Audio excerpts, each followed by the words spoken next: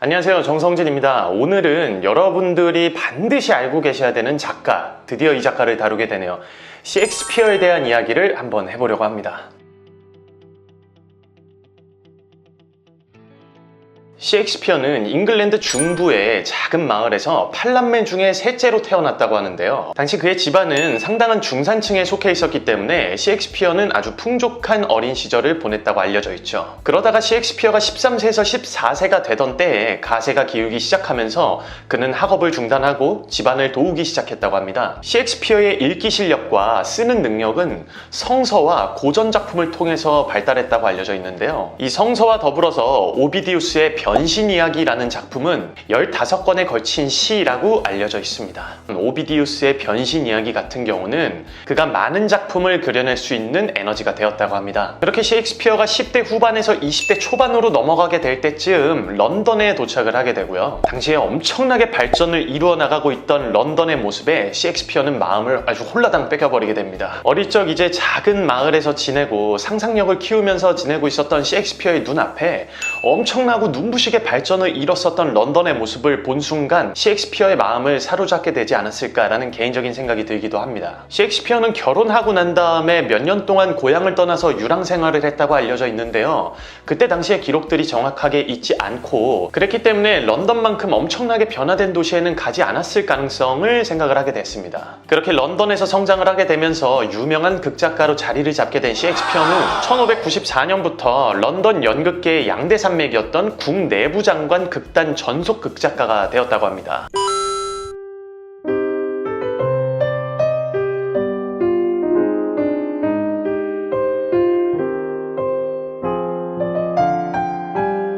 약 24년간 극작가로 활동하면서 총 38편의 작품을 발표하게 되고요. 이 중에서도 헨리 6세라고 하는 작품은 아주 선풍적인 인기를 끌었다고 알려져 있죠. 그 많은 작품 중에서도 왜 이 헨리 6세라고 하는 작품이 굉장히 선풍적인 인기를 끌게 되었을까를 살펴보자면 헨리 6세라는 작품은 장미전쟁을 배경으로 하고 있어요.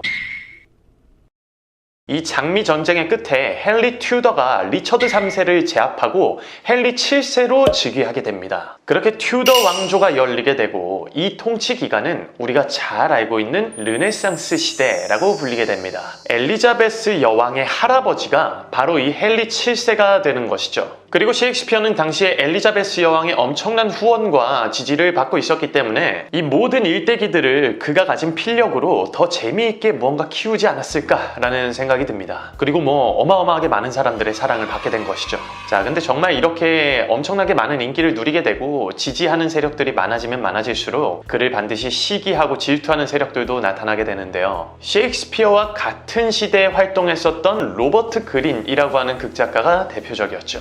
이 로버트 그린은요, 셰익스피어가 대학도 안 나온 주제에 연극의 품격을 떨어뜨리는 작품들을 너무 많이 만들어내고 있다 라면서 비난을 했다고 알려져 있습니다. 17세기 초까지 런던은 연극 문화가 엄청나게 발전을 하면서 어마어마한 영향력을 발휘하고 있었고 그 중심, 그 한가운데 셰익스피어가 있었기 때문이죠. 셰익스피어는 극작가뿐만 아니라 배우로도 활동을 했는데요. 1603년에 엘리자베스 1세가 승하하고 제임스 1세가 즉위하자 제임스 1세는 국내부 장관 극단의 이름을 국왕극단으로 바꾸게 됩니다. 바로 여기서 셰익스피어는 배우로 활동을 한 거죠.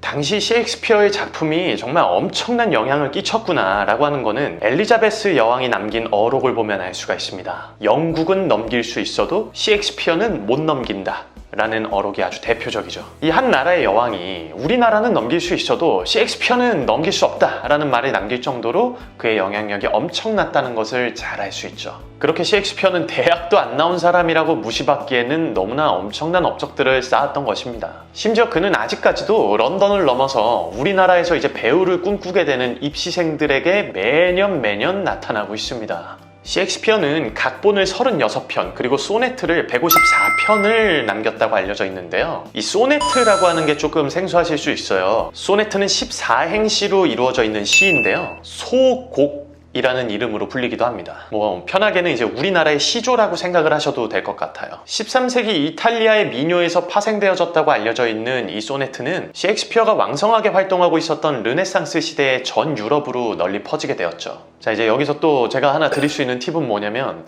저희 채널을 보시고 계신 분들이 주로 이제 입시생 분들이실 거기 때문에 작은 팁을 하나 드리자면, 여러분들이 이제 시험을 보실 때 진짜 많이 나오는 질문 중에 하나가 혹시 외우고 있는 시 있어요? 라는 질문일 거예요. 저는 이제 개인적으로 이럴 때 여러분들이 셰익스피어의 소네트를 하나 딱 외우신 다음에 교수님들 앞에서 딱 멋있게 읊어보면 어떨까라는 생각이 들어요. 소네트를 딱 읽고 나면은 뭐 물론 반응이 없으실 수도 있지만 이 시가 뭐냐, 혹은 뭐 소네트입니다라고 셰익스피어의 소네트라고 얘기를 하게 되면 이거를 왜 준비를 하게 됐냐라는 질문들을 통해서 셰익스피어하고 연관지어서 답변을 막 하시게 된다면은 아주 많은 도움이 되시지 않을까라는 생각이 듭니다. 왜냐하면 그는 우리 입시생들과 엄청나게 밀접한 관계를 가지고 있기 때문이에요. 자, 그렇게 셰익스피어는 사극, 희극, 비극, 그리고 희비극에 이르기까지 장르 불문하고 어떤 모든 장르든 다 섭렵하게 되면서 동시대 극작가들 중에서도 아주 압도적인 성취를 이루게 됩니다. 사람에 대해서 관심이 많았던 그는 인간관계에서 드러나게 되는 이야기들을 작품에 녹여내고 있는데요. 셰익스피어의 작품을 보고 있으면 사람은 단순화시킬 수 있다는 게 아니라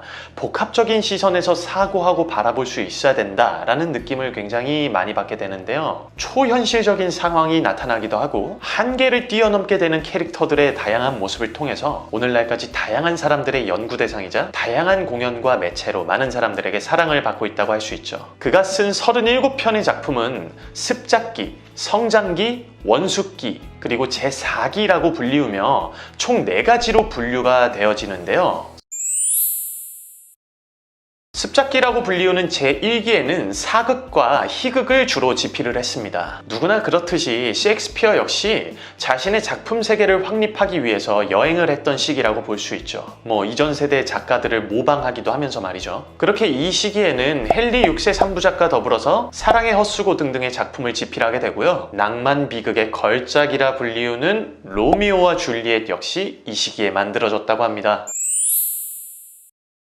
자, 그렇게 다음은 성장기라 불리우는 제2기입니다. 우리에게 뭐 너무나도 친숙한 한여름밤의 꿈이 상연되면서 많은 사람들의 호평을 받게 되죠. 그렇게 낭만 희극이라고 불리우게 되던 이 한여름밤의 꿈의 공연이 성공을 하면서 뜻대로 하세요, 시비아, 베니스의 상인 등등의 작품들이 또 만들어지게 됩니다. 그리고 이 시기에 많은 역사극과 더불어서 로미오와 줄리엣이 상연이 되어지기도 하죠. 이를 통해 셰익스피어는 희극, 비극, 사극 등등 뭐 말할 수 없이 모든 분야에서 엄청난 명성을 떨치는 극작가로 이름을 날리게 됩니다.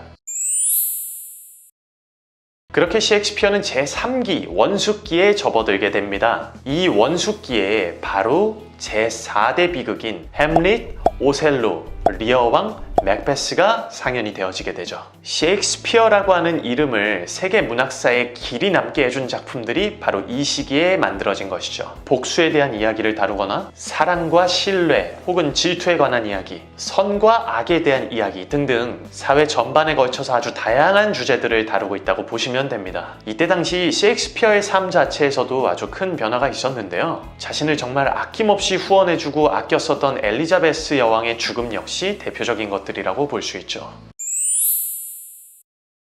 자, 그렇게 제4기에 접어들게 됩니다. 그리고 이때 셰익스피어는 1608년에서 1613년에 걸친 시간 동안 비희극이라는 새로운 장르를 테스트하기 시작하죠. 그리고 이때 겨울 이야기, 태풍 등등의 작품이 만들어지게 됩니다. 비희극이라고 하는 거는 원래는 비극이어야 하는 이야기가 행복한 결말을 맞이하게 된다고 해서 로맨스로 불리고 있습니다. 이렇게 셰익스피어는 앞서 있는 본인의 선배 작가들이나 고전 작가들, 후배 작가들 등등 가리지 않고 그들의 다양한 장점들을 섭렵해서 모든 장르를 완성하게 되고 엄청난 팬덤과 영향력을 만들어냈다는 것에서 셰익스피어는 오늘날까지도 가장 위대한 극작가 순위 1위에 뽑혀도 손색이 없지 않나 않았나라는 생각이 듭니다. 그렇게 여러분들이 꼭 알아야 하는 작가이기도 하고요. 자, 오늘은 이제 여러분들과 셰익스피어에 대한 이야기를 나눠보는 시간을 가졌는데요. 반드시 그의 작품, 특히 그의 4대 비극이나 5대 희극 같은 작품들은 여러분들이 꼭 한번 읽어보시면 좋지 않을까라는 생각이 듭니다. 오늘 영상도 여러분들께 도움이 되셨으면 좋겠습니다. 자, 그럼 축하합니다. 합격입니다.